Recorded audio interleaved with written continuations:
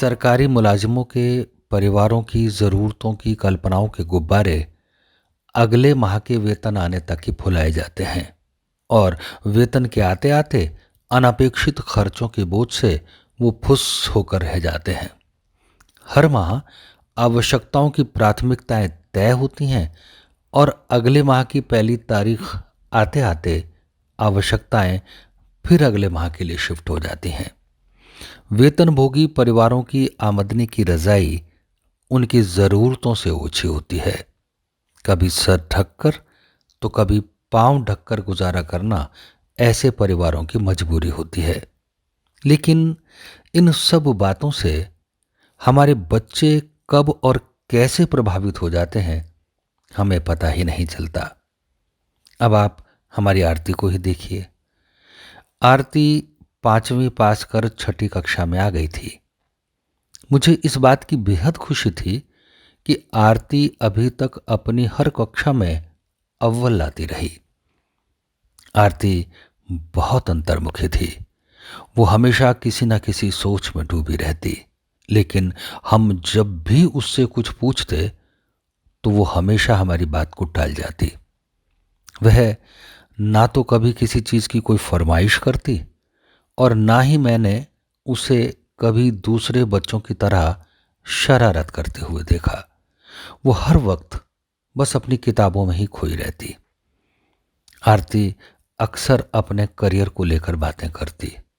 उसे हमेशा मेरी कम तनख्वाह और हमारे बड़े परिवार के खर्चे की चिंता सताती रहती।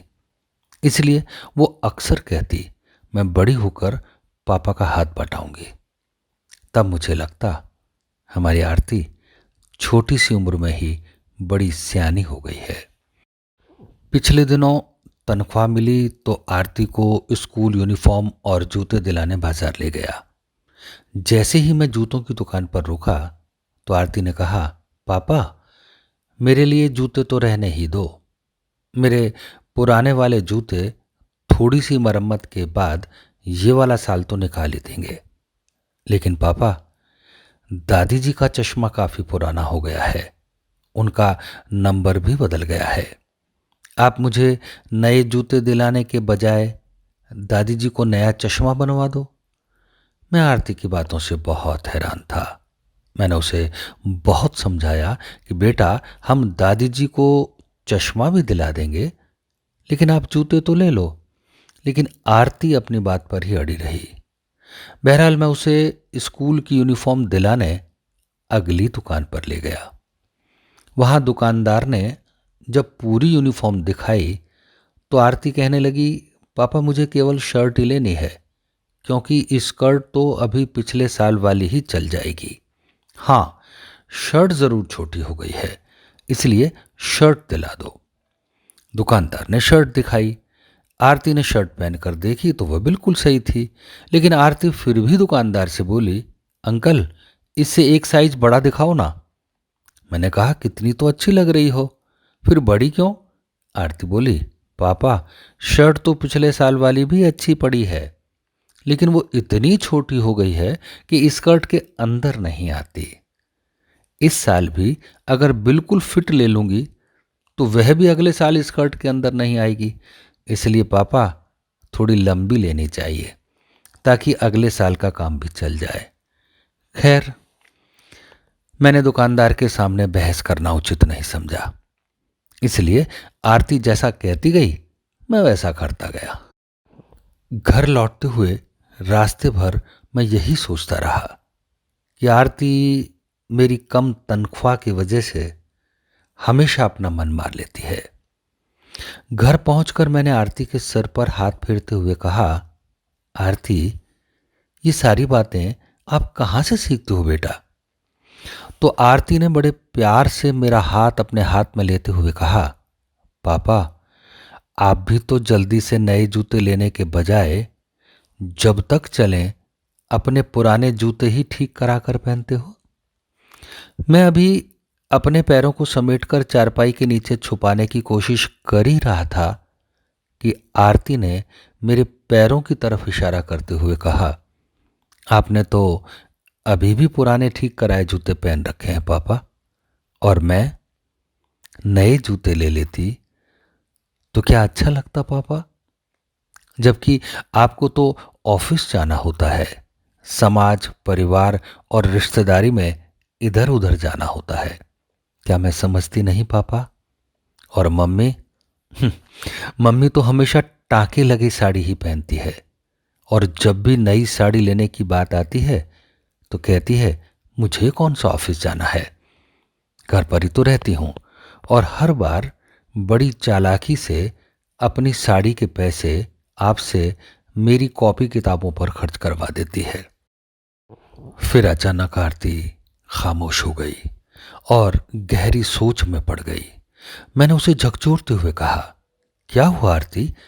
तो वह भावुक होते हुए बोली, पापा, अपनी सोसाइटी के लोग जब आपको ईमानदार कहते हैं ना, तो मेरा मस्तक गर्व से ऊंचा हो जाता है। मम्मी और दादाजी भी आपकी बहुत प्रशंसा करते हैं। वो भी यही कहते हैं कि आप बड़ी मेहनत और ईमानदारी से नौकरी करते हो।